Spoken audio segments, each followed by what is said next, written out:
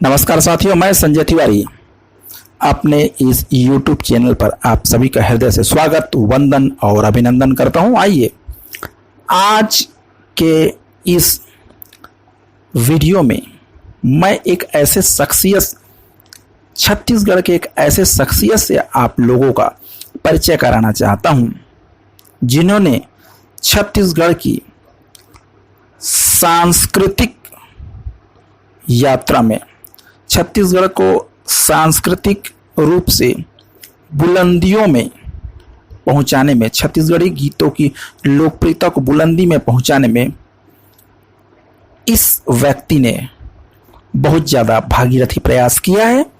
मैं जिस शख्सियत से बारे में चर्चा करने जा रहा हूं उसका नाम है दोस्तों खुमान साव। जी हाँ दोस्तों, खुमान साव ये छत्तीसगढ़ी लोक संगीत के अद्भुत सर्जक रहे हैं और जिन्होंने ही छत्तीसगढ़ी गीतों को लोकप्रियता की बुलंदियों में पहुंचाने में बहुत बड़ा इनका योगदान रहा है। तो आइए जानते हैं हम लोक संगीत, छत्तीसगढ़ी लोक संगीत के अद्भुत सर्जक श्री खुमान साव के बारे में संक्षिप्त जानकारी। छत्तीसगढ़ की युगांतकारी मंचीय प्रस्तुति चंदैनी गोंदा के संगीत सर्जक श्री खुमान लाल साव ने अपने समूचे जीवन काल में लगभग 500 से ज्यादा गीतों को संगीतबद्ध किया और लगभग 5000 मंचीय प्रस्तुतियों के माध्यम से हमारे छत्तीसगढ़ी गीतों को जन जन तक पहुंचाने का काम किया।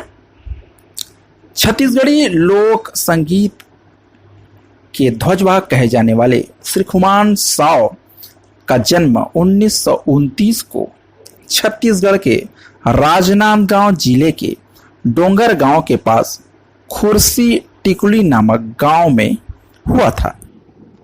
तो उस समय दोस्तों क्या था कि छत्तीसगढ़ में नाचा पार्टी का बहुत अहम रोल हुआ करता था। गांव-गांव में नाचा पार्टियां होती थी, आज भी नाचा पार्टियां हुआ करती है। तो उस समय खुमान साव जी ने रेवेली नाचा पार्टी का संचालक किया, किसके साथ? दाऊ दुलार सिंह साव उर्फ मंदारजी दाऊ के साथ इन्होंने एक नाचा पार्टी का गठन किया जिनका नाम था रेवेली नाचा पार्टी। और समूचे छत्तीसगढ़ में ये एक महत्वपूर्ण नाचा पार्टी हुआ करता था। तब श्री साव मात्र 14 वर्ष के थे जब इन्होंने रेवेली नाचा पार्टी में शामिल हुए।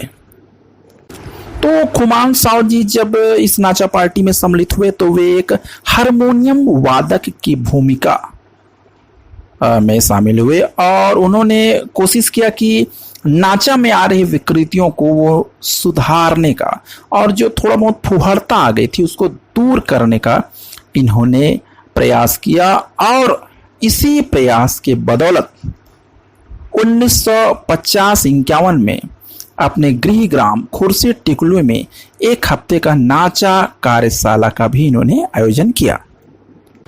स्कूली शिक्षा पूर्ण करने के पश्चात श्री साव की नियुक्ति शिक्षक के रूप में राजनांदगांव में ही हो गई।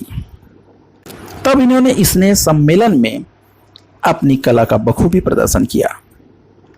श्री साव ने 1949-50 में राजनांदगांव की प्रथम ऑर्केस्ट्रा खुमान एंड पार्टी का गठन किया। दोस्तों, खुमान एंड पार्टी एक समय बहुत ही प्रसिद्ध ऑर्केस्ट्रा पार्टी हुआ करती थी तथा 1952 में शारदा संगीत समिति और 1957 में सरस्वती कला संगीत समिति और सरस संगीत समिति के माध्यम से लगातार ऑर्केस्ट्रा पार्टियों में ये कुशल संचालन भी करते रहे और संगीत भी देते रहे।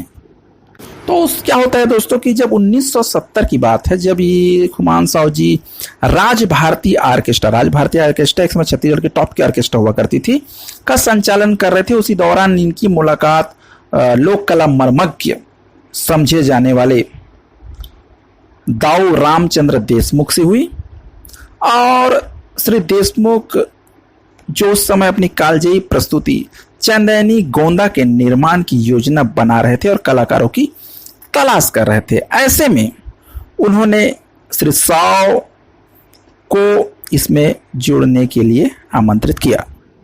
और वैसे भी श्री साव स्वयं अपनी मौलिक संगीत सर्जना के लिए भी बेचैन थे, इसलिए वे इनसे जुड़ गए। तो इस प्रकार से दोस्तों संगीतकार श्री साव, गीतकार और गायक लक्ष्मण मस्तूरिया, छत्तीसगढ़ में इनका बहुत विशेष योगदान है दोस्तों, तथा ढोलक वादक केदार यादव ने लगातार मेहनत कर, दिन रात मेहनत कर चंदैनी गोंदा को मूर्त रूप दिया और देशमुख की परिकल्पना को साकार किया। तो इस प्रकार से दोस्तों 63 कलाकारों के साथ चंदैनी गोंदा मंच पर अवतरित हुई। और दोस्तों जब चंदैनी गोंदा मंच पर अवतरित हुई, प्रस्तुति दी उन्हें, तो उन्होंने संपूर्ण छत्तीसगढ़ के लोक मानस को चौंका दिया अपनी नयनाभिराम प्रस्तुति के माध्यम से। छत्तीसगढ़ की शोषित, उपेक्षित और हीन भावना से ग्रसित लोगों ने अपनी संस्कृति, कला और छत्तीसगढ़ी भाषा के प्रति गौरव की भावना को इन्हें जागृत करने में इनका बहुत बड़ा योगदान रहा है। और साव ने चंदैनी गोंदा के समूचे कर्णप्रिय गीतों को संगीतबद्ध किया है।